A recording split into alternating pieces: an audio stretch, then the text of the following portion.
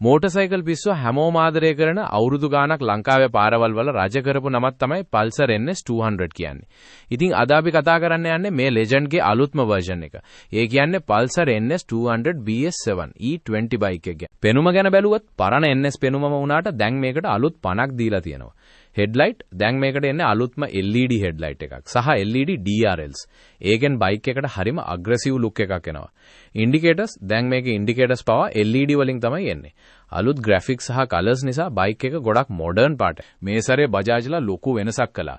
USD forks දැන් මේකට එන්නේ අප්සයිඩ් ඩවුන් USD forks. ඒකෙන් බයික් එකේ ලුක් එක විතරක් නෙවෙයි හැන්ඩ්ලින් සහ කෝනරින් පට්ට විදිහට ඩියුණු වෙලා තියෙනවා. ඩුවල් channel ABS ඉස්සර තිබුණේ සිංගල් channel ABS උනාට දැන් මේ BS7 එකේ ඩුවල් channel ABS එනවා. ඒ කියන්නේ සේෆ්ටි එක අතෙන් දැන් මේක සුපිරි. මෙන්න මේක තමයි ලොකුම අප්ඩේට් එක. ෆුල් ඩිජිටල් ඩිස්ප්ලේ දැන් අර පරණ ඇනලොග් ඩිජිටල් මීටරේ වෙනුවට අලුත්ම ඩිජිටල් කොන්සෝල් එකක් එනවා. Bluetooth connectivity දැන් ඔයාට ෆෝන් එක බයික් එකට කනෙක්ට් කරලා call SMS alert සහ turn by turn navigation පවා ගන්න පුළුවන්. gear position indicator දැන් ඔයා ඉන්නේ කීවැනි ගියර් එකේද කියලා මීටරේම බලා ගන්න පුළුවන්. එන්ජිම ගැන කිව්වොත් 199.5 cc liquid cooled engine එක තමයි තියන්නේ.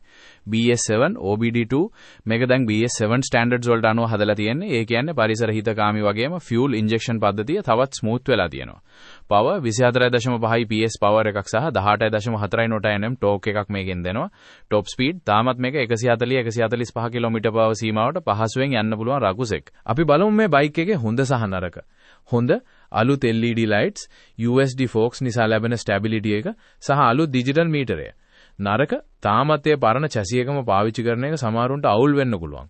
ඒ වගේම 200cc නිසා fuel economy එක 35-40 km/m වගේ තමයි වෙන්නේ. ඉතින් ඔයා සොයන්නේ පට්ට power එකක් තියෙන අලුත් technology තියෙන ලස්සන naked bike එකක් නම් Pulsar NS 200 BS7 කියන්නේ තාමත් සුපිරිම option එකක්.